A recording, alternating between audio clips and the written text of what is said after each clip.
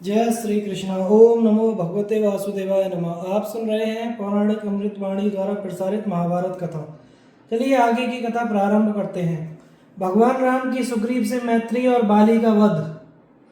मार्कंडे जी कहते हैं, तदंतर सीता हरण के दुख से व्याकुल श्री रामचंद्र जी पंपा सरोवर पर आए। उसके जल में स्नान करके उन्होंने पितरों का तर्पण किया। फिर दोनों भाई ऋष्यमुख पर्वत पर चढ़ने लगे। उस समय पर्वत की चोटी पर उन्हें 5 वानर दिखाई दिए। सुग्रीव ने जब दोनों को आते देखा तो उन्होंने अपने बुद्धिमान मंत्री हनुमान को उनके पास भेजा। हनुमान से बातचीत हो जाने पर दोनों उनके साथ सुग्रीव के पास गए। श्री रामचंद्र जी ने सुग्रीव के साथ मैत्री की और उनसे अपना कार्य निवेदन किया। उनकी बात सुनकर वानरों ने उन्हें वह दिव्य वस्त्र दिखलाया जिसे हरण के समय सीता ने आकाश से नीचे डाल दिया था। उसे पाकर राम को और भी निश्चय हो गया कि सीता को रावण ही ले गया है। उस समय श्री रामचंद्र जी ने सुग्रीव को समस्त भूमंडल के वानरों के राजपद पर अभिषिक्त कर दिया। साथ ही उन्होंने यह प्रतिज्ञा की कि मैं युद्ध में बाली को मार डालूंगा। तब सुग्रीव ने भी सीता को ढूंढ लाने की प्रतिज्ञा की। इस प्रकार प्रतिज्ञा करके दोनों ने एक दूसरे को विश्वास दिलाया।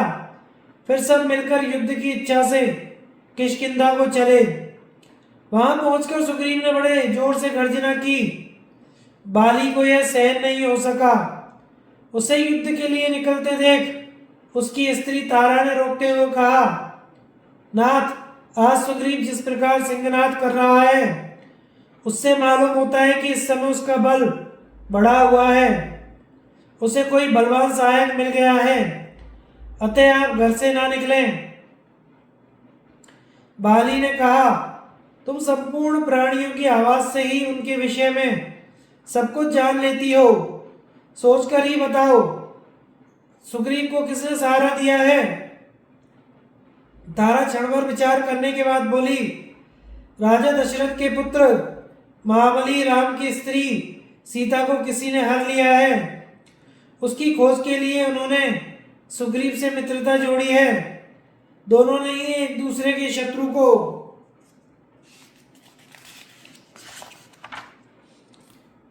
शत्रु और मित्र को मित्र मान लिया है। श्री रामचंद्र जी धनुर्धर वीर हैं। उनके छोटे भाई सुमित्रा कुमार लक्ष्मण हैं। उन्हें कोई युद्ध में नहीं जीत सकता। इनके सिवा मेंद, द्विवेद, हनुमान और जामवान ये 4 सुग्रीव के मंत्री हैं। ये लोग भी बड़े बलवान हैं। अतः इस समय श्री रामचंद्र जी के बल का सहारा लेने के कारण सुग्रीव तुम्हें मार डालने में समर्थ है। तारा ने यद्यपि उसके हित की बात कही थी तो भी उसने उसके ऊपर आक्षेप किया और किष्किंधा गुफा के द्वार से बाहर निकल आया। सुग्रीव माल्यवान पर्वत के पास खड़ा था।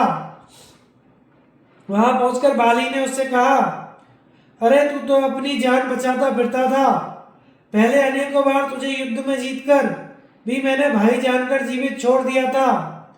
आज फिर मरने के लिए क्या जल्दी आ पड़ी? उसकी बात सुनकर सुग्रीव भगवान राम को सूचित करते हुए से हेतु भरे वचन बोले, भैया, तुमने मेरा राज्य ले लिया, स्त्री छीन ली, अब मैं किसके आश्रय जीवित रहूं? यही सोचकर मरने चला आया हूं। इस प्रकार बहुत सी बातें कहकर बाली और सुग्रीव दोनों एक दूसरे से गुथ गए।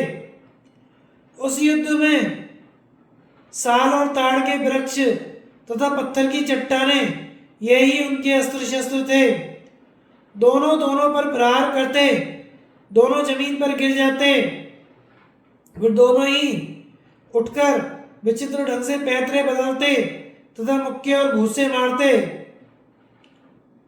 नाक और दांतों से दोनों के शरीर छिन्न भिन्न होकर लहूलुहान हो रहे थे। पता नहीं चलता था कि कौन बाली है और कौन सुग्रीव।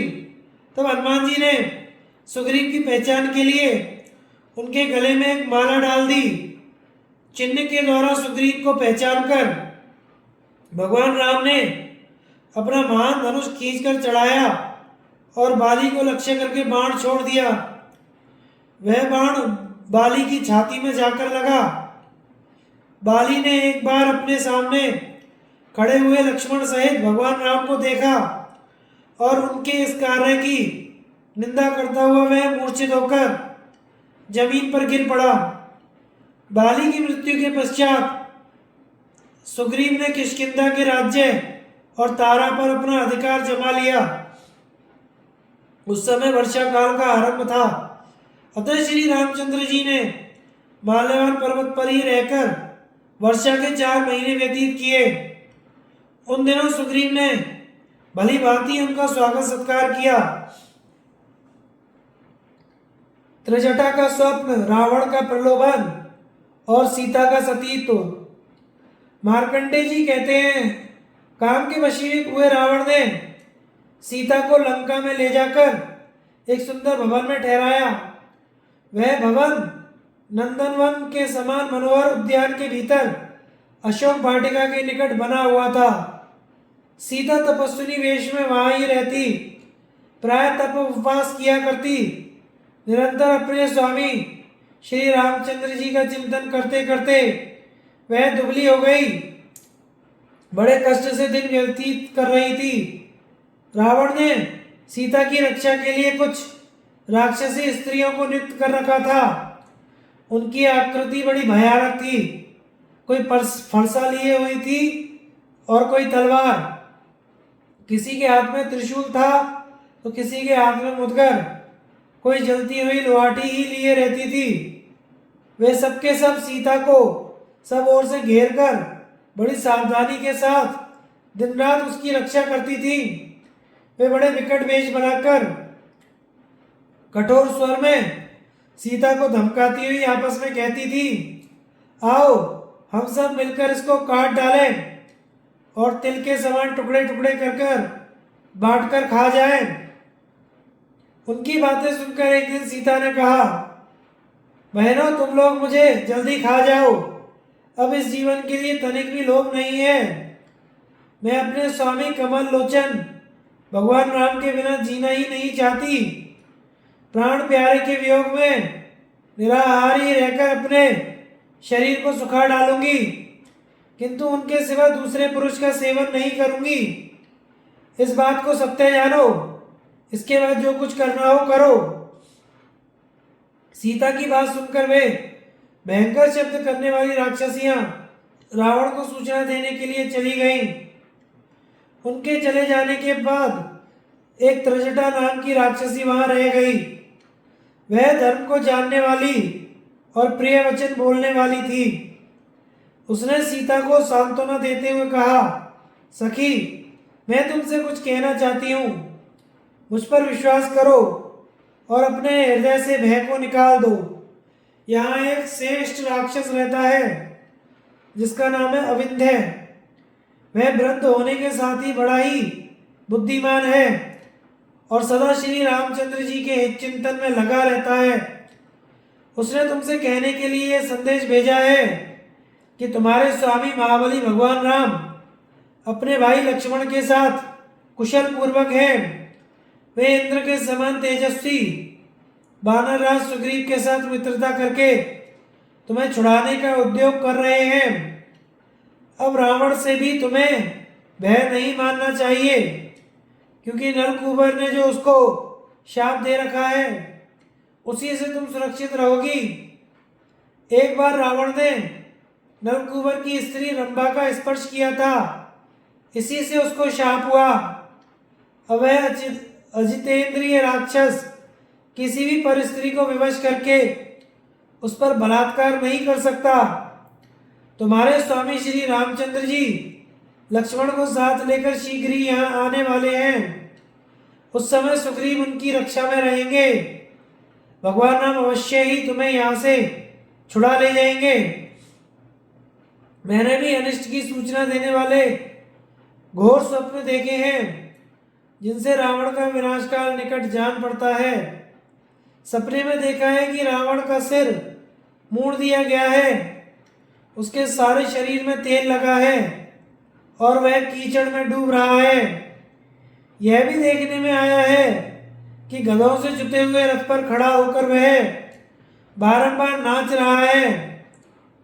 उसके साथ ही कुंभकर्ण आदि भी मूंड मुड़ाए, लाल चंदन लगाए, लाल लाल फूलों की माला पहने नंगे होकर दक्षिण दिशा को जा रहे हैं। केवल विभीषण ही श्वेत छत्र धारण किए, सफेद पगड़ी पहने, श्वेत पुष्प और चंदन से चर्चित हो श्वेत पर्वत के ऊपर खड़े दिखाई पड़े हैं। विभीषण के 4 मंत्री भी उनके साथ उन्हीं के वेश में देखे गए हैं।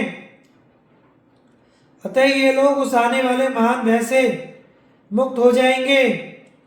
स्वप्न में यह भी देखा कि भगवान राम के बाणों से समुद्र सहित संपूर्ण पृथ्वी आच्छादित हो गई है।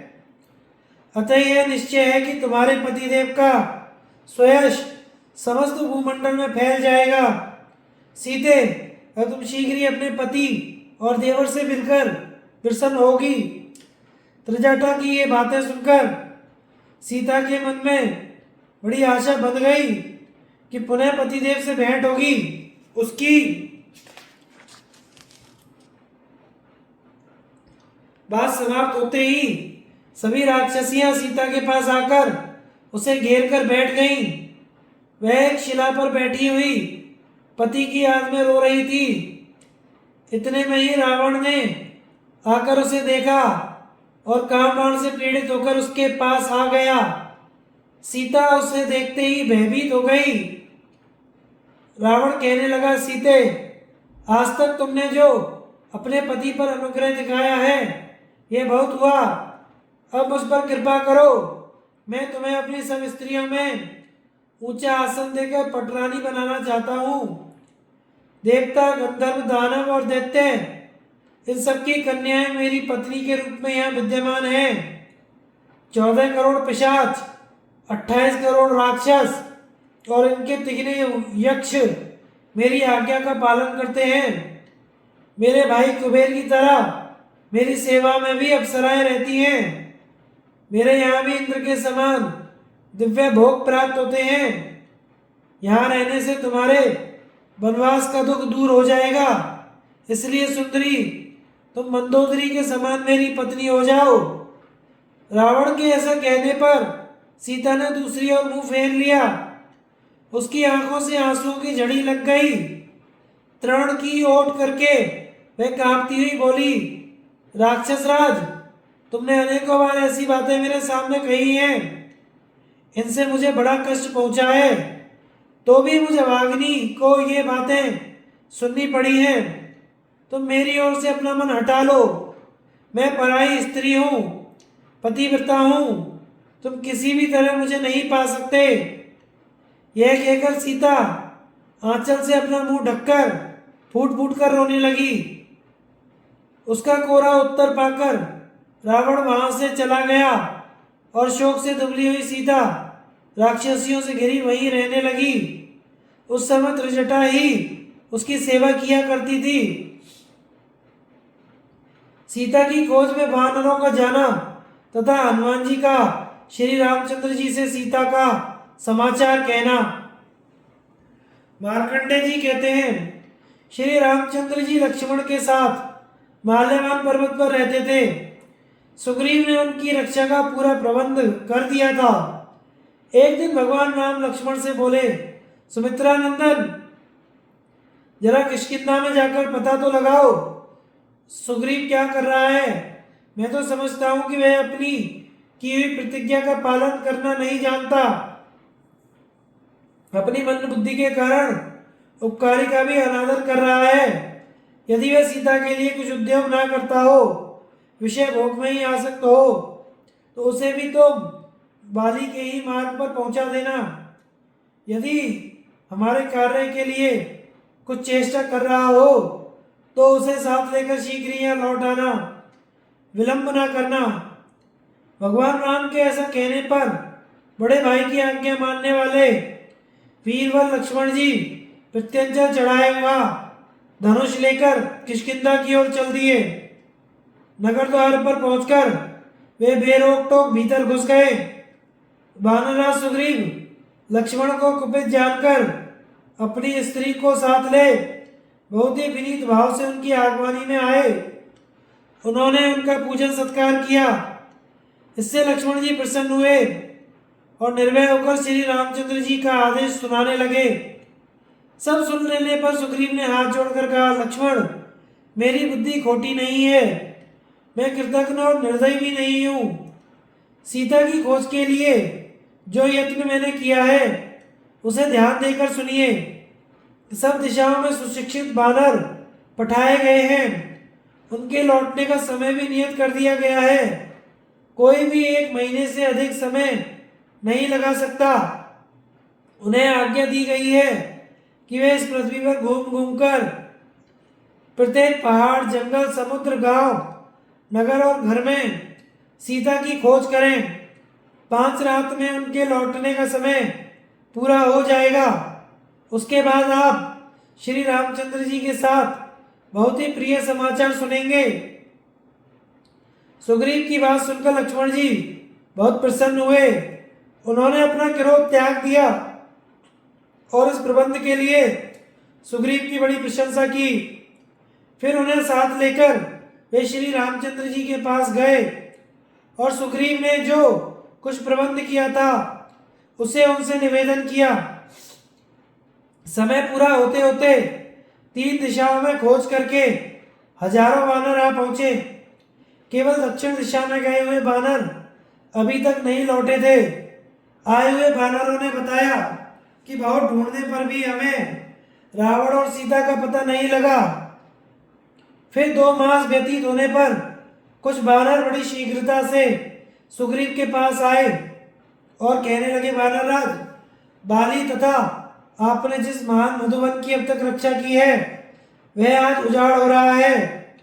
आपने जिन जिन को दक्षिण में भेजा था वे पवन नंदन हनुमान, बाली कुमार अंगद तथा और भी बहुत से बानर मधुवन का स्वेच्छानुसार उपभोग कर रहे हैं।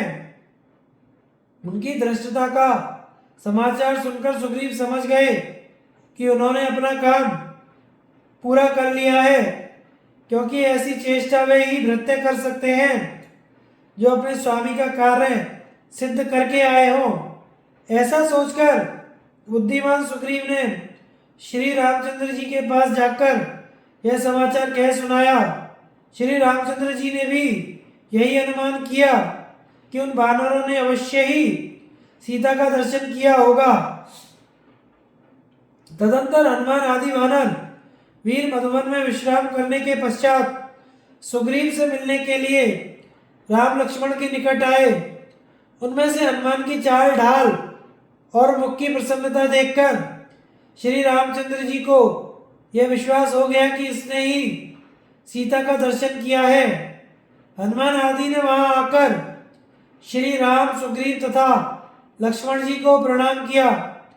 फिर राम के पूछने पर हनुमान ने कहा, राम जी, मैं आपको बहुत प्रिय समाचार सुनाता हूँ। मैंने जानकी जी का दर्शन किया है। पहले हम सब लोग यहाँ से दक्षिण दिशा में जाकर पर्वत, वन और गुफाओं में ढूंढते ढूंढते थक गए थे। इतने में एक बहुत बड़ी गुफा दिखाई पड़ी। वह अनेकों योजन लंबी और चौड़ी थी। भीतर कुछ दूर तक अंधेरा था। घने जंगल थे और उसमें बहुत से जानवर रहते थे। बहुत दूर तक मार्ग तय करने के बाद सूर्य का प्रकाश देखने में आया। वहां एक बहुत सुंदर दिव्य भवन बना हुआ था। वह मैदानव का निवास स्थान बताया जाता है। उसमें प्रभावती नाम की एक तपस्विनी तप कर रही थी। उसने हम लोगों को नाना प्रकार के भोजन दिए, जिन्हें खाने से हमारी थकावट दूर हो गई, शरीर में बल आ गया। फिर प्रभावती के बताए हुए मार्ग से हम लोग ज्यों ही गुफा से बाहर निकले त्यों ही देखते हैं कि हम लवण समुद्र के निकट पहुंच गए हैं और सह, मलय और दर्दुर नाम के पर्वत हमारे सामने हैं। फिर हम सब लोग मलय पर्वत पर चढ़ गए।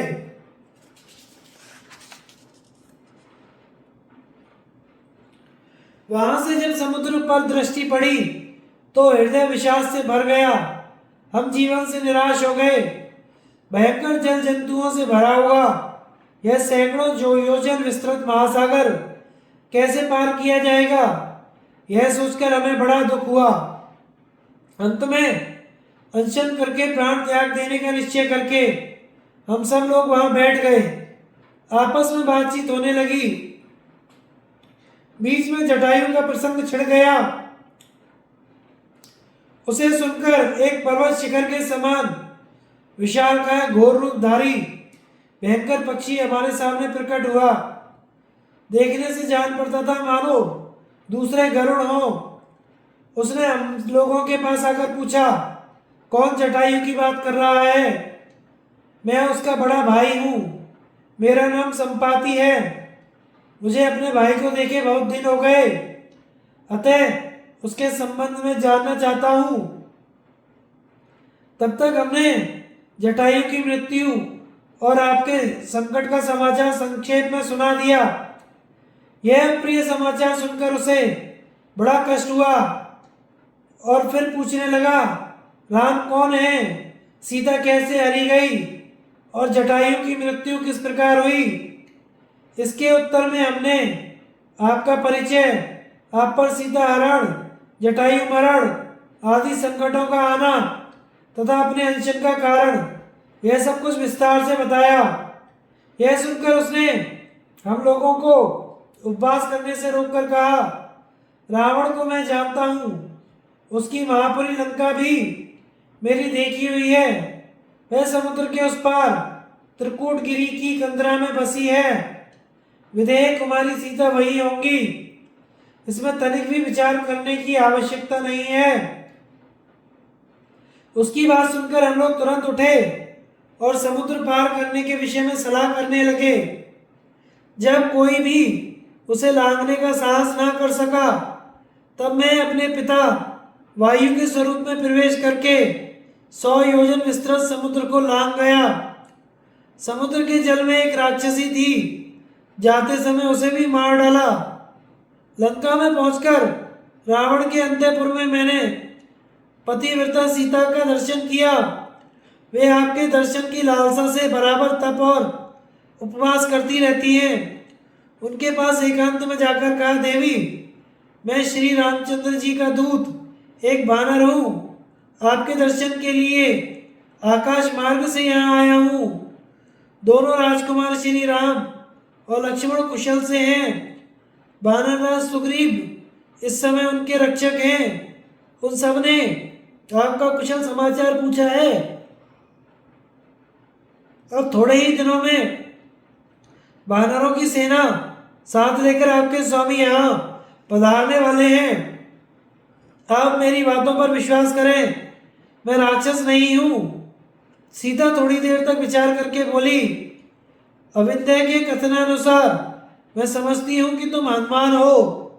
उसने तुम्हारे जैसे मंत्रियों से युक्त सुग्रीव का परिचय भी दिया है। महाबाहो, अब तुम भगवान राम के पास जाओ।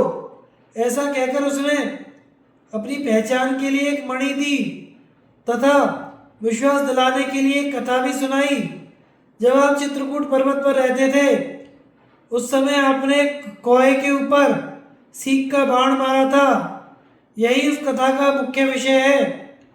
इस प्रकार सीता का संदेश अपने हृदय में धारण करके मैंने लंकापुरी जलाई और फिर आपकी सेवा में चला आया। यह प्रिय समाचार सुनकर श्री रामचंद्र जी ने हनुमान की बड़ी प्रशंसा की। वानर सेना का संगठन, सेतु का निर्माण, विभीषण का अभिषेक और लंका में सेना का प्रवेश। मार्कंडे जी कहते हैं, तदनंतर वहां पर सुग्रीव की आज्ञा से बड़े बड़े वानर वीर एकत्रित होने लगे। सर्वप्रथम बाली का सुषेण श्री रामचंद्र जी की सेवा में उपस्थित हुआ। उसके साथ वेगवान वानरों की 10 अरब सेना थी। महाबलवान गज गवे 1-1 अरब सेना लेकर आए। गवाक्ष के साथ 60 अरब वानर थे। गंधमादन पर पर्वत पर रहने वाले गंधमादन नाम से प्रसिद्ध वानर अपनी 100 अरब वानरों की फौज लेकर आया। महाबली पनस के साथ 52 करोड़ सेना थी। अत्यंत पराक्रमी दधिमुख भी तेजस्वी वानरों की बहुत बड़ी सेना लेकर उपस्थित हुआ। जामवंत के साथ भयानक पौरुष दिखाने वाले काले रीछों की 100 अरब की सेना थी। ये तथा और भी बहुत से वानर सेनाओं के सरदार श्री रामचंद्र जी की सहायता के लिए वहां एकत्रित हुए। इन वानरों में से कितनों का ही शरीर पर्वत शिखर के समान ऊंचा था। कई भैंसों की तरह मोटे और काले थे। कितने ही शरद ऋतु के बादल जैसे सफेद थे। बहुतों के मुख सिंदूर के समान लाल थे। वानरों की यह विशाल सेना भरे पूरे महासागर के समान दिखाई पड़ती थी। सुग्रीव की आज्ञा से उस समय माल्यवान पर्वत के ही आसपास सबका पड़ाव पड़ गया। इस प्रकार सब ओर से वानरों की फौज इकट्ठी हो गई। तब सुग्रीव सहित भगवान राम ने एक दिन अच्छी तिथि, उत्तम नक्षत्र, शुभ मुहूर्त में वहां से कूच कर दिया। उस समय सेना के व्यू के आकार में सेना खड़ी हो गई। उस व्यू के अग्रभाग में पवन नंदन हनुमान थे। पिछले भाग की रक्षा लक्ष्मण जी कर रहे थे। इसके अतिरिक्त नर, नील, अंगद, क्रात, महेंद्र और द्विविद भी सेना की रक्षा करते थे। इन सबके द्वारा सुरक्षित होकर वह फौज श्री रामचंद्र जी का कार्य सिद्ध करने के लिए आगे बढ़ रही थी।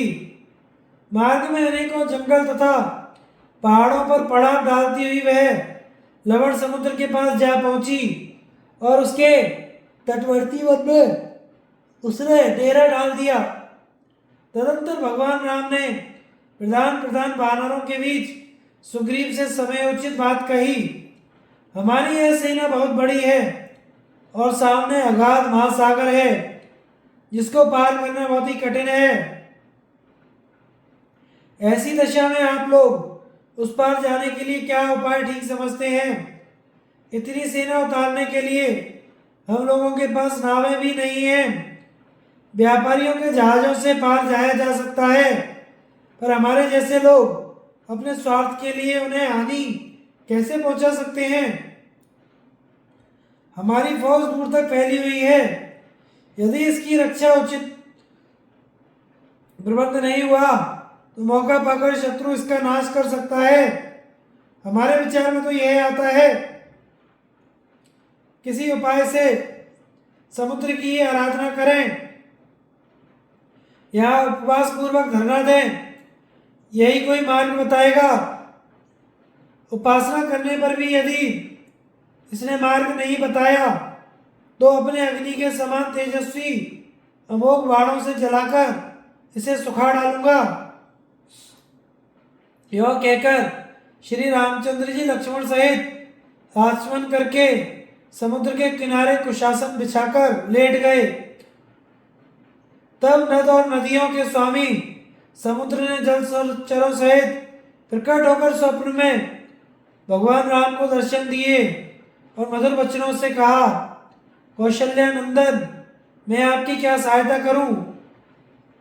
श्री रामचंद्र जी ने कहा, नदीश्वर, मैं अपनी सेना के लिए मार्ग चाहता हूं जिससे जाकर रावण का वध कर सकूं।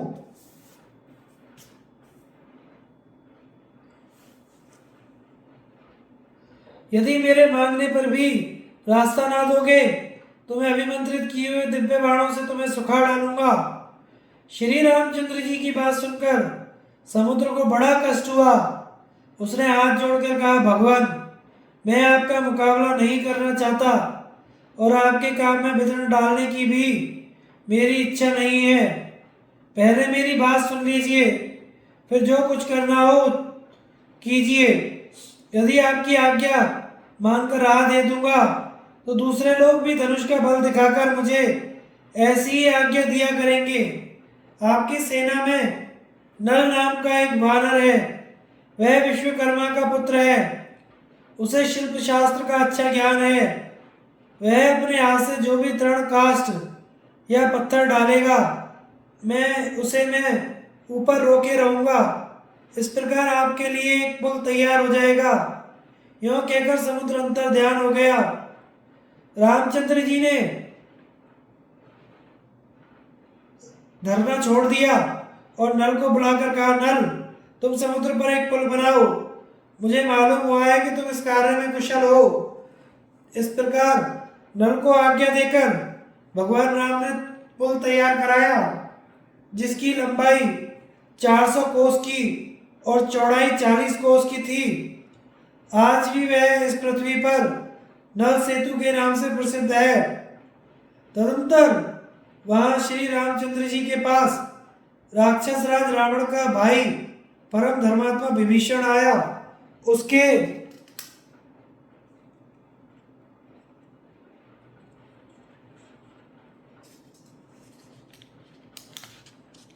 साथ 4 मंत्री भी थे। भगवान राम बड़े ही उदार हृदय वाले थे। उन्होंने विभीषण को स्वागत पूर्वक अपना लिया। सुग्रीव के मन में शंका हुई, यह शत्रु का कोई जासूस ना हो, परंतु श्री रामचंद्र जी ने उसकी चेष्टा, व्यवहार और मनोभावों की परीक्षा करके उसे सत्य और शुद्ध पाया। इसलिए उन्होंने बहुत प्रसन्न होकर उसका आदर किया। इतना ही नहीं, उन्होंने उसी क्षण विभीषण को राक्षसों के राजपद पर अभिषिक्त कर दिया। लक्ष्मण से उसकी मित्रता करा दी और स्वयं उसे अपना गुप्त सलाहकार बना लिया। फिर विभीषण की सम्मति लेकर सब लोग पुल की राह से चले और 1 महीने में समुद्र के पार पहुंच गए। वहां लंका की सीमा पर फौज की छावनी पड़ गई। वानर वीरों ने वहां के कई सुंदर सुंदर बगीचों को तहस नहस कर डाला। रावण के 2 मंत्री थे, शुक और सारण। वे दोनों भेद लेने आए थे और वानरों के वेश में रामचंद्र जी की सेना में मिल गए थे। विभीषण ने उन दोनों को पहचान कर पकड़ लिया। फिर जब वे अपने असली रूप में प्रकट हुए तो उन्हें राम की सेना दिखाकर छोड़ दिया। लंका के उपवन में सेना ठहराई गई। भगवान राम ने अत्यंत बुद्धिमान अंगद को दूत बनाकर रावण के पास भेजा। अंगद का रावण के पास जाकर राम का संदेश सुनाना और राक्षसों तथा वानरों का संग्राम। मार्कंडे जी कहते हैं, लंका के उस वन में अन्न और पानी की अधिक सुविधा थी। फल और मूल प्रचुर मात्रा में प्राप्य थे, इसीलिए वहां सेना का बड़ा पड़ा था और भगवान राम सब ओर से उसकी रक्षा करते थे। इधर रावण भी लंका में शास्त्रोक्त प्रकार से युद्ध सामग्री का संग्रह करने लगा। लंका की 4 दीवारी और नगर द्वार बहुत ही मजबूत थे, अतः स्वभाव से ही किसी आक्रमणकारी का वहां पहुंचना कठिन था। नगर के चारों ओर 7 गहरी खाइयां थी, जिसमें अगाध जल था। उसमें बहुत से मगर आदि जल जंतु भरे रहते थे। इन खाइयों में खैर की कीलें गड़ी हुई थी, मजबूत किवाड़ लगे थे, गोलाबारी करने वाली मशीनें फिट की गई थी। इन सब कारणों से उनमें प्रवेश करना कठिन था। मूसल, बनेटी, बाण, तोमर, तलवार, फरसे, मोम के मुदगर और तोप आदि अस्त्र शस्त्रों का भी विशेष संग्रह था। नगर के सभी द्वारों पर छिपकर बैठने के लिए बुर्ज बने हुए थे और घूम घूम कर रक्षा करने वाले रिसाले भी तैनात किए गए थे। इनमें अधिकांश पैदल और बहुत से हाथी सवार तथा घुड़सवार भी थे। इधर अंगद जी दूत बनकर लंका में गए। नगर द्वार पर उन्होंने पहुंचकर रावण के पास खबर भेजी और निडर होकर पुरी में प्रवेश किया। उस समय करोड़ों राक्षसों के बीच महाबली अंगद मेघमाला से घिरे हुए सूर्य की भांति शोभा पा रहे थे। रावण के पास पहुंचकर उन्होंने कहा, राक्षस राज, कौशल देश के राजा श्री रामचंद्र जी ने तुमसे कहने के लिए जो संदेश भेजा है उसे सुनो और उसके अनुसार कार्य करो। जो अपने मन पर काबू ना रखकर अन्याय में लगा रहता है, ऐसे राजा को पाकर उसके अधीन रहने वाले देश और नगर भी नष्ट हो जाते हैं। सीता का बलपूर्वक अपहरण करके अपराध तो अकेले तुमने किया है, परंतु इसका दंड बेचारे निरपराध लोगों को भोगना पड़ेगा। तुम्हारे साथ वे भी मारे जाएंगे। तुमने बल और अहंकार से उन्मत्त होकर वनवासी ऋषियों की हत्या की, देवताओं का अपमान किया, राजर्षियों तथा रोती बिलखती अबलाओं के भी प्राण लिए। इन सब अत्याचारों का फल अब प्राप्त होने वाला है। मैं तुम्हें मंत्रियों सहित मार डालूंगा। साहस हो तो युद्ध करके पौरुष दिखाओ। निशाचर, यद्यपि मैं मनुष्य हूं तो भी मेरे धनुष की शक्ति देखना। जनक नंदिनी सीता को छोड़ दो, अन्यथा मेरे हाथ से कभी भी तुम्हारा छुटकारा होना असंभव है।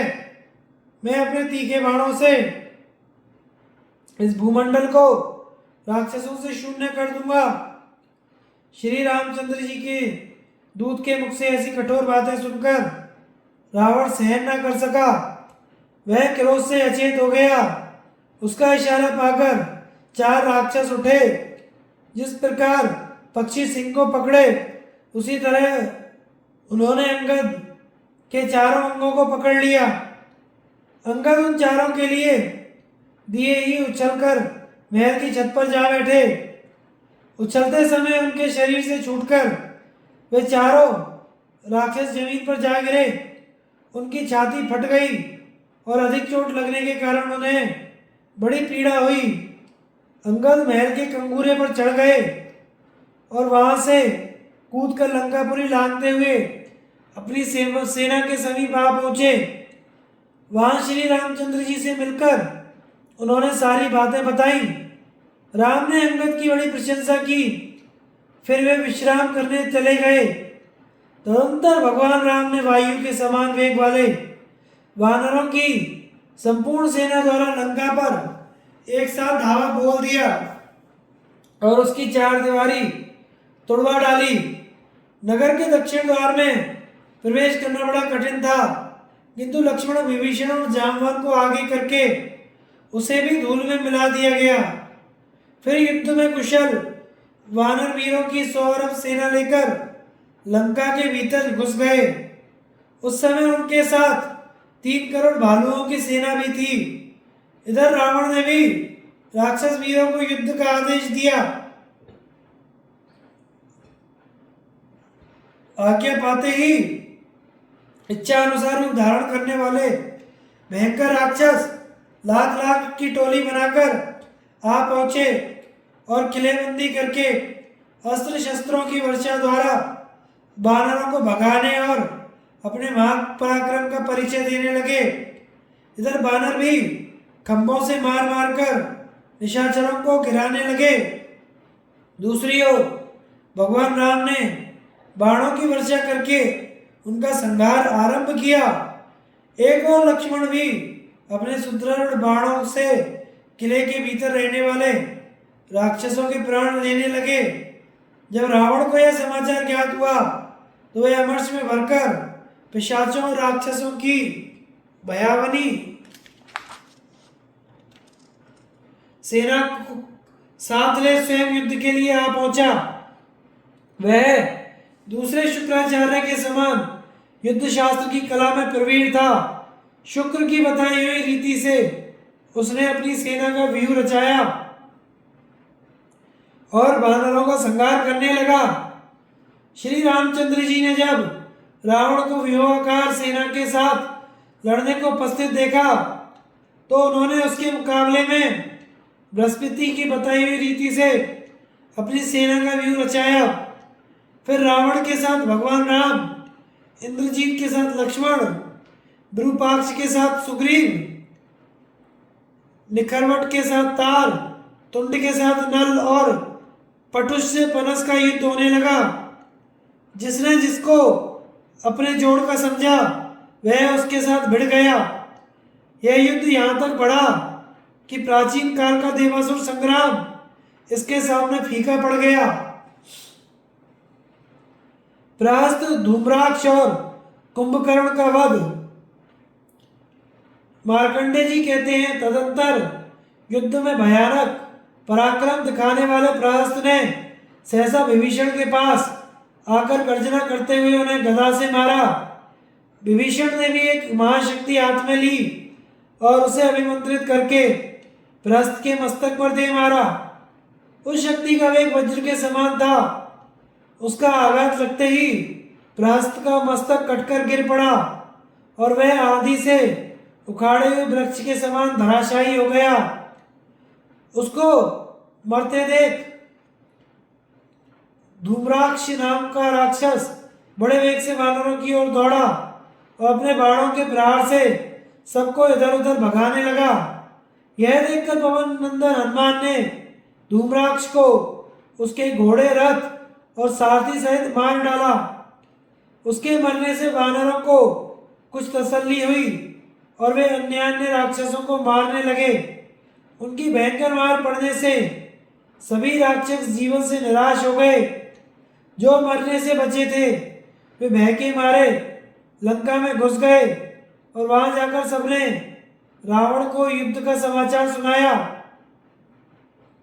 उनके मुख से सेना सहित प्रहस्त और धूम्राक्ष के वध का वृत्तांत सुनकर रावण बड़ी देर तक शोक भरे उच्छ्वास लेता रहा। फिर सिंहासन से उठकर कहने लगा, अब कुंभकर्ण के पराक्रम दिखाने का समय आ गया है। ऐसा सोचकर उसने ऊंची आवाज वाले नाना प्रकार के बाजे बजवाए और विशेष प्रयत्न करके घोर निद्रा में पड़े हुए कुंभकर्ण को जगाया। फिर जब वह कुछ स्वस्थ और शांत हुआ तो उससे रावण ने कहा, भाई कुंभकर्ण, तुम्हें पता नहीं हम लोगों पर बड़ा भारी भय आ पहुंचा है।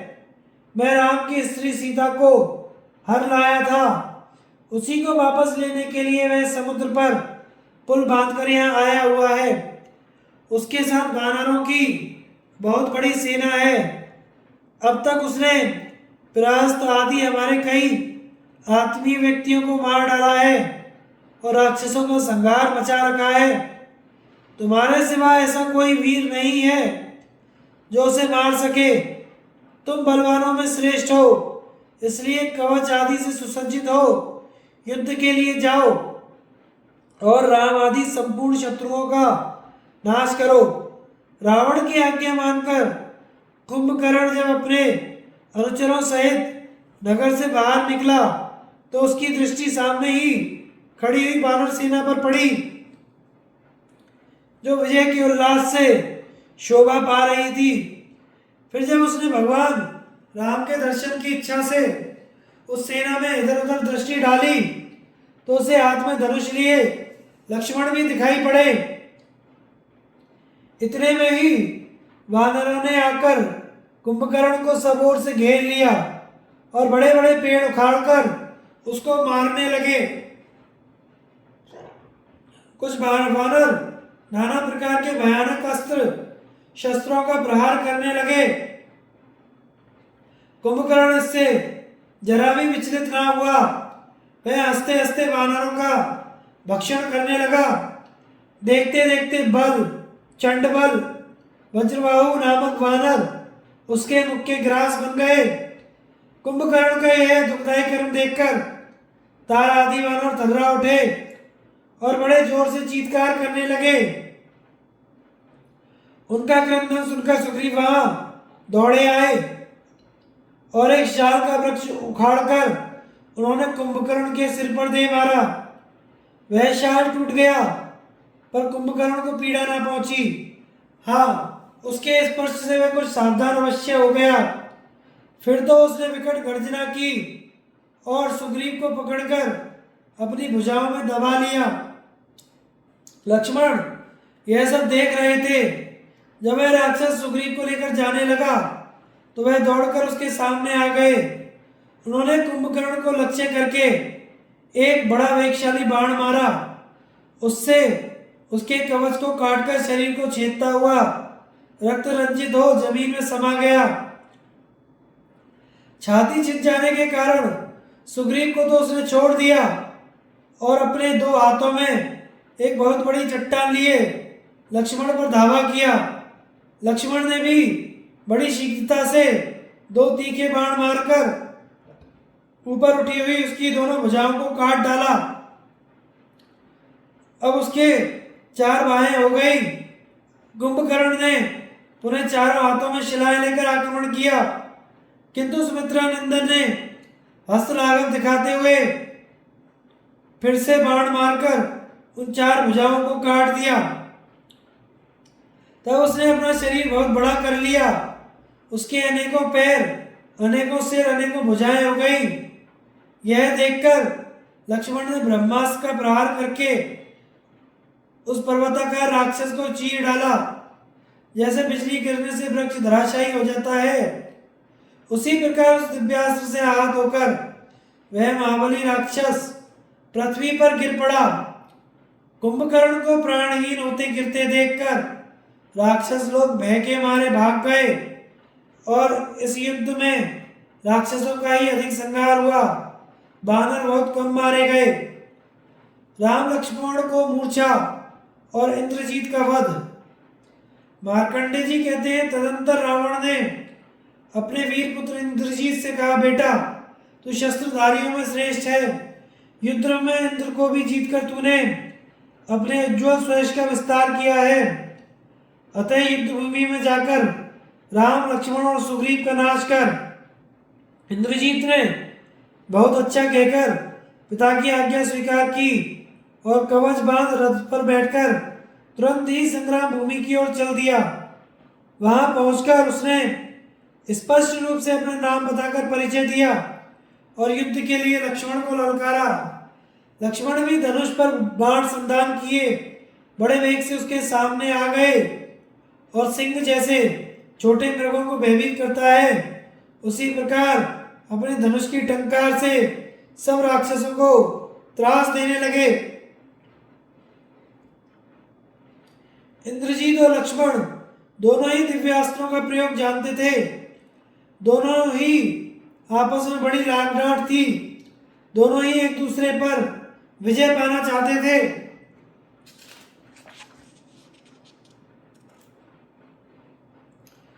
अतः उनमें बड़े जोर की लड़ाई छिड़ गई। इसी बीच बाली कुमार अंगद ने एक पेड़ उखाड़कर उसे इंद्रजीत के सर पर मारा। चोट खाकर भी वह विचलित नहीं हुआ। इतने में अंगद उसके निकट चले आए। फिर तो उसने उनकी बाईं पसली में बड़ी जोर से गदा मारी। अंगद बड़े बलवान थे, अतः उसके इस प्रहार को उन्होंने कुछ भी नहीं गिना। क्रोध में भरकर पुनः एक शाल का वृक्ष उखाड़ लिया, उसे इंद्रजीत के ऊपर फेंका। उसकी चोट से उसका रथ चकनाचूर हो गया और घोड़े तथा सारथी मर गए। तब इंद्रजीत उस रथ से कूद पड़ा और माया का आश्रय वहीं अंतर ध्यान हो गया। उसको अंतर्हित हुए देख भगवान राम भी वहां आ गए और अपनी सेना की सब ओर से रक्षा करने लगे।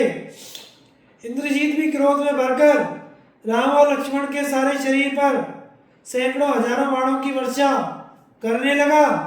वानरों ने देखा कि वह छिपकर बाणों की झड़ी लगा रहा है, तो वे हाथ में बड़ी बड़ी शिलाएं लिए आकाश में उड़कर उसका पता लगाने लगे। इंद्रजीत छिपे छिपे ही उन वानरों तथा राम लक्ष्मण को भी बाणों से बीतने लगा। दोनों भाइयों के शरीर बाणों से भर गए और वे आकाश से गिरे हुए सूर्य और चंद्रमा की भांति इस पृथ्वी पर गिर पड़े। इतने में वहां विभीषण आ पहुंचे। उन्होंने प्रज्ञास्त्र से उनकी मूर्छा दूर की और सुग्रीव ने विशल्य नाम की औषधि को दिव्य मंत्र से अभिमंत्रित करके उसे दोनों भाइयों की देह में लगाया। इसके प्रभाव से सरलतापूर्वक उनके शरीर का बाण निकलकर क्षण भर में ही घाव अच्छा हो गया।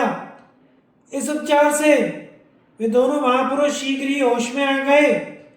आलस्य और थकावट दूर हो गई। तदंतर भगवान राम को पीड़ा रहित देखकर विभीषण ने हाथ जोड़कर कहा, महाराज, श्वेतगिरी से यहाँ आपकी सेवा में एक गुह्यक आया है जो कुबेर की आज्ञा से यह दिव्य जल ले आया है। इससे आंख धो लेने पर आप माया से छिपे हुए प्राणियों को भी देख सकते हैं तथा जिसे जिसे यह जल देंगे वह मनुष्य भी उसे देख सकता है। बहुत अच्छा कहकर श्री रामचंद्र जी ने वह जल स्वीकार किया और उससे अपने दोनों नेत्र धोए। इसके बाद लक्ष्मण, सुग्रीव, जामवान, हनुमान, अंगद, महेंद्र, द्विविद और नील ने भी उसका उपयोग किया। प्राय सभी प्रमुख वानरों ने उससे अपने अपने नेत्र धोए। विभीषण के बताए हुए अनुसार उस जल का प्रभाव देखा गया। एक ही क्षण में उन सबकी आंखों से अतीन्द्रिय वस्तुओं का भी प्रत्यक्ष होने लगा।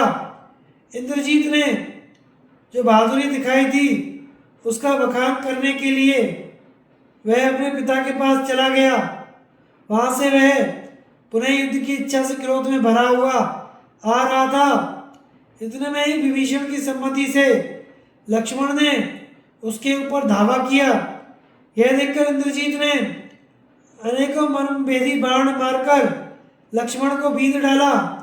तब लक्ष्मण ने भी अग्नि के समान दाहक बाणों से इंद्रजीत के ऊपर प्रहार किया।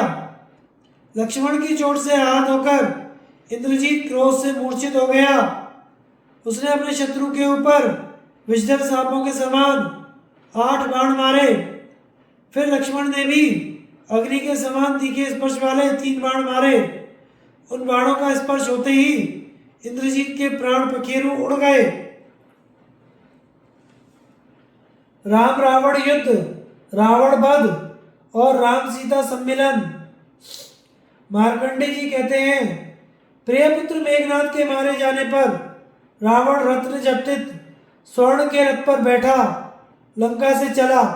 उसके साथ तरह तरह के अस्त्र शस्त्रों से सुसज्जित अनेकों भयंकर राक्षस थे। इस प्रकार वह बानर युद्धपतियों के साथ मुठभेड़ करता राम जी की ओर चला। उसे क्रोधातुर होकर राम जी की ओर आते देख सेना के सहित महेंद्र, नील, नल, अंगद, हनुमान और जामवान ने चारों ओर से घेर लिया। उन रीछ और वानरों ने वृक्षों की मार से रावण को देखते ही देखते उसकी सेना को नष्ट कर दिया। मायावी राक्षस राज ने जब यह देखा कि शत्रु मेरी सेना को नष्ट किए डालते हैं तो उसने माया फैलाई।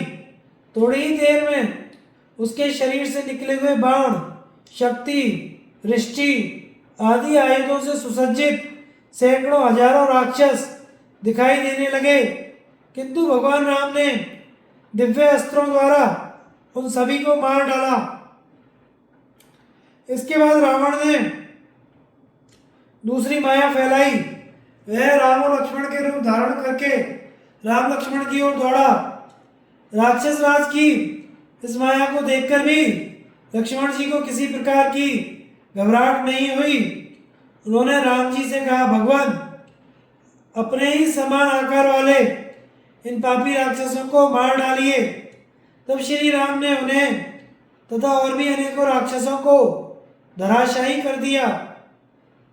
इसी समय इंद्र का सारथी मातली नीलवर्ण घोड़ों से जुता हुआ सूर्य के समान तेजस्वी रथ लिए उस रणांगण में राम जी के पास उपस्थित हुआ और उनसे कहने लगा, रघुनाथ जी, यह नीले घोड़ों से जुता हुआ इंद्र का जैत्र नामक श्रेष्ठ रथ है। इसी पर चढ़कर इंद्र ने संग्राम भूमि में सैकड़ों दैत्य और दानवों का वध किया है। पुरुष सिंह, आप भी मेरे सारथ्य में इसी पर सवार होकर तुरंत रावण को मार डालिए, देरी मत कीजिए।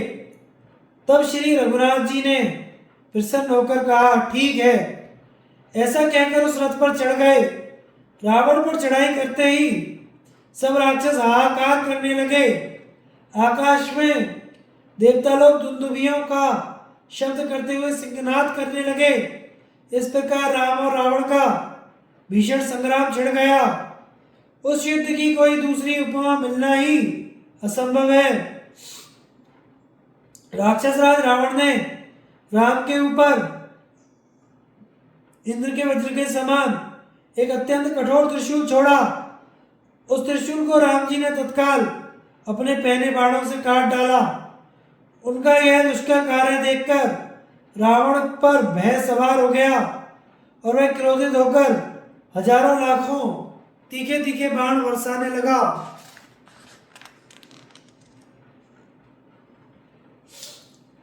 उनके सिवा उसने भुषुंडी, शूल, मूसल, फरसा, शक्ति और तरह तरह के आकार की शतग्नियों और पहने पहने छरों की भी वर्षा आरंभ कर दी। रावण की इस विकट माया को देखकर समस्त वानर इधर उधर भागने लगे। तब राम जी ने अपने तरकसों से एक बाण खींचकर उसे ब्रह्मास्त्र से अभिमंत्रित किया और फिर उस अतुलित प्रभावपूर्ण बाण को रावण पर छोड़ दिया। राम जी ने जो ही धनुष को कान तक खींचकर उसे छोड़ा, वह राक्षस अपने रथ, घोड़े, सारथी सहित भीषण अग्नि से व्याप्त होकर जलने लगा। इस प्रकार पुण्यकर्मा भगवान राम के हाथ से रावण का वध हुआ देखकर गंधर्व और चारणों सहित सब देवता बड़े प्रसन्न हुए। राजन, देवताओं से द्रोह करने वाला नीच राक्षस रावण को मारकर राम, लक्ष्मण और उनके सहृदयों को बड़ा आनंद हुआ। फिर देवता और ऋषियों ने जय जयकार करते हुए आशीर्वाद देकर महाबाहु राम का अभिनंदन किया। सभी देवताओं ने कमल नयन भगवान राम की स्तुति की और गंधर्वों ने फूलों की वर्षा तथा गान करके उनका पूजन किया। फिर भगवान राम ने लंका के राज्य पर विभीषण का अभिषेक किया। इसके पश्चात अविंध्य नाम का बुद्धिमान और वयोवृद्ध मंत्री सीता को लेकर विभीषण के साथ राम जी के पास आया और उनसे बड़ी दीनता पूर्वक कहने लगा, महात्मन, सदाचार परायणा देवी जानकी को स्वीकार कीजिए। उस समय सुंदरी श्री सीता जी एक पालकी में बैठी थी। वे शोक से अत्यंत क्रश हो गई थी और उनके शरीर में मैल चढ़ा हुआ था, जटाएं बढ़ी हुई थी। उन्हें देखकर राम जी ने कहा, जनक नंदिनी, मुझे जो काम करना था वह मैं कर चुका। अब तुम्हारी जहां इच्छा हो वहां चली जाओ। मेरे समान जो पुरुष धर्म विधि को जानने वाला है, वह दूसरे के हाथ में गई हुई स्त्री को एक मुहूर्त भी कैसे रख सकता है। राम जी के ऐसे कठोर वचन सुनकर सुकुमारी सीता जी व्याकुल होकर कटे हुए केले के समान सहसा पृथ्वी पर गिर पड़ी। समस्त वानर और लक्ष्मण जी भी यह सुनकर प्राणहीन से होकर निश्चेष्ट रह गए। इसी समय संसार की रचना करने वाले देवादिदेव ब्रह्मा जी विमान पर बैठकर वहां पधारे। उनके साथ ही इंद्र, अग्नि, वायु, यम, कुबेर सप्तऋषियों ने भी दर्शन दिया तथा दिव्य तेजों में मूर्ति धारण किए। राजा दशरथ भी एक हंसों वाले प्रकाशपूर्ण श्रेष्ठ विमान पर बैठकर आए। उस समय देवता और गंधर्वों से व्याप्त वह सारा आकाश तारों से भरे हुए शरतकालीन आकाश के समान शोभा पाने लगा। तब यशस्विनी जानकी जी ने उन सबके बीच खड़े होकर विशाल वक्ष स्थल वाले श्री रामचंद्र जी से कहा, राजपुत्र, आप स्त्री और पुरुषों की स्थिति से अच्छी तरह परिचित हैं, इसलिए मैं आपको कोई दोष नहीं देती, किंतु आप मेरी बात सुनिए। यह निरंतर गतिशील वायु सभी प्राणियों के भीतर चल रही है। यदि मैंने कभी कोई पाप किया हो तो यह मेरे प्राणों को हर ले। वीरवर, यदि मैंने स्वप्न में भी आपके सिवा किसी और पुरुष का चिंतन ना किया हो तो इन देवताओं को साक्षी देने पर आप मुझे स्वीकार करें। तब वायु ने कहा, हे राम, मैं निरंतर गतिशील वायु हूँ। सीता सचमुच निष्कलंक है, तो अपनी भार्या को स्वीकार करो। अग्नि ने कहा, रघुनंदन, मैं प्राणियों के शरीर के भीतर रहता हूँ, अतः मैं प्राणियों की बहुत गुप्त बातों को भी जानता हूँ। मैं सत्य कहता हूँ, मैथिली का जरा भी अपराध नहीं है। वरुण बोले, राघव, समस्त भूतों में रस मुझसे ही उत्पन्न होते हैं। मैं निश्चय पूर्वक तुमसे कहता हूँ, तुम मिथिलेश कुमारी को ग्रहण करो। ब्रह्मा जी ने कहा, रघुवीर, तुमने देवता, गंधर्व, सर्प, यक्ष, दानव और महर्षियों के शत्रु रावण का वध किया है। मेरे वर के प्रभाव से यह अब तक सभी जीवों के लिए अवध्य हो रहा था। किसी कारणवश मैंने कुछ समय के लिए इस पापी की उपेक्षा कर दी। इस दुष्ट ने अपने वध के लिए ही सीता को हरा था। नलकुबर के शाप द्वारा मैंने ही जानकी की रक्षा की थी। रावण पहले ही शापित हो चुका था कि यदि तू किसी पर स्त्री का शील उसकी इच्छा के बिना भंग करेगा तो तेरे सिर के अवश्य ही सैकड़ों टुकड़े हो जाएंगे। अतः परम तेजस्वी राम, तुम किसी प्रकार की शंका मत करो और सीता को स्वीकार कर लो। तुमने देवताओं का बड़ा भारी काम किया है। दशरथ जी कहने लगे, वत्स, मैं तुम्हारा पिता दशरथ हूँ। मैं तुम पर प्रसन्न हूँ, तुम्हारा कल्याण हो। मैं तुम्हें आज्ञा देता हूँ, अब तुम अयोध्या का राज्य करो। तब राम जी बोले, महाराज, यदि आप मेरे पिताजी हैं तो मैं आपको प्रणाम करता हूँ। मैं आपकी आज्ञा से अब सुरम्यपुरी अयोध्या जाऊंगा। मार्कंडेय जी कहते हैं, राजन, फिर राम ने सब देवताओं को प्रणाम किया और अपने बंधु वर्गों से अभिनंदित हो इस प्रकार सीता जी से मिले जैसे इंद्र इंद्राणी से मिलते हैं। इसके पश्चात शत्रुसूदन श्री रामभद्र ने अविंध्य को अभीष्ट वर दिया और त्रिजटा राक्षसी को धन और मान द्वारा संतुष्ट किया। यह सब हो जाने पर भगवान ब्रह्मा ने उनसे कहा, कौशल्य नंदन, कहो आज तुम्हें हम क्या क्या अभीष्ट वर दें। तब राम जी ने उनसे ये वर मांगे, मेरी धर्म में स्थिति रहे, शत्रुओं से कभी पराजय न हो और राक्षसों के द्वारा जो वानर मारे जा चुके हैं वे फिर जी उठें। इस पर ब्रह्मा जी ने तथास्तु ऐसा कहते ही सब वानर जीवित होकर खड़े हो गए। इस समय सौभाग्यवती सीता ने हनुमान जी को यह वर दिया, पुत्र, भगवान राम की कीर्ति रहने तक तुम्हारा जीवन रहेगा और मेरी कृपा से तुम्हें सदा ही दिव्य भोग प्राप्त होते रहेंगे। फिर वहां सबके सामने ही वे इंद्र आदि सब देवता अंतर ध्यान हो गए। श्री रामचंद्र जी का अयोध्या में लौटना और राज्याभिषेक। इसके पश्चात विभीषण से सम्मानित हो श्री रामचंद्र जी ने लंका की रक्षा का प्रबंध किया और फिर सुग्रीव आदि वानरों, सभी प्रमुख वानरों सहित आकाशचारी पुष्पक विमान पर बैठकर सेतु के ऊपर होकर समुद्र को पार किया।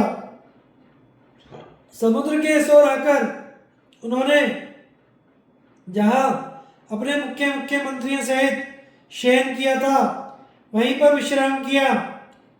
फिर परम धार्मिक भगवान राम ने रत्नों की भेंट देकर समस्त रीछ और वानरों को संतुष्ट करके विदा किया। जब सब रीछ और वानर चले गए तो आप विभीषण सुग्रीव के सहित पुष्पक विमान द्वारा किष्किंधापुरी को चले। मार्ग में जानकी जी को वन की रमणीयता का दिग्दर्शन कराते रहे। किष्किंधा पहुंचकर उन्होंने महान पराक्रमी अंगद को युवराज पद पर अभिषिक्त किया। फिर वे सबको साथ लिए लक्ष्मण सहित जिस रास्ते से आए थे उसी से अपनी राजधानी को चले। अयोध्या के समीप पहुंचकर उन्होंने हनुमान जी को अपना दूत बनाकर भरत के पास भेजा। फिर हनुमान जी लक्षणों द्वारा उनका मनोभाव समझकर उन्हें राम जी के पुनरागमन का प्रिय समाचार सुनाकर लौट आए तो सब लोग नंदीग्राम पहुंचे। राम जी ने देखा भरत जी चीर वस्त्र पहने हुए हैं, उनका शरीर मैल से भरा हुआ है, वे पादुकाएं सामने रखे आसन पर बैठे हैं। भरत और शत्रुघ्न से मिलकर परम पराक्रमी रघुनाथ जी और लक्ष्मण जी बड़े प्रसन्न हुए। फिर भरत और शत्रुघ्न भी अपने बड़े भाई से मिले और जानकी जी के दर्शन करके भी भरत शत्रुघ्न को बड़ा हर्ष हुआ। तदनंतर भरत जी ने बड़े आनंद से भगवान राम को अपने पास धरोहर रूप से रखा हुआ उनका राज्य सौंप दिया। फिर विष्णु देवता वाले श्रवण नक्षत्र का पुण्य दिवस आने पर वशिष्ठ और वामदेव दोनों ने मिलकर शूर शिरोमणि भगवान राम का राज्य अभिषेक किया। अभिषेक हो जाने पर श्री रामचंद्र जी ने कपिराज सुग्रीव और पुलस्त्य नंदन विभीषण को घर जाने की आज्ञा दी।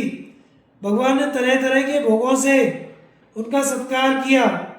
इससे जब उन्हें प्रसन्न और आनंद युक्त देखा तो उनका कर्तव्य समझाकर उन्हें विदा किया। इस समय राम से बिछुड़ने में उन्हें बड़ा ही दुख हुआ। फिर पुष्पक विमान की पूजा कर उसे कुबेर जी को ही दे दिया तथा देवर्षियों की सहायता से गोमती नदी के तीर पर 10 अश्वमेघ यज्ञ किए, जिनमें अनार्थियों के लिए हर समय भंडार खुला रहता था। मार्कंडे जी कहते हैं, महाबाहु युधिष्ठिर, इस प्रकार पूर्व काल में अतुलित पराक्रमी श्री रामचंद्र जी वनवास के कारण बड़ा भयंकर कष्ट भोग चुके हैं। पुरुष सिंह, तुम क्षत्रिय हो, शोक मत करो।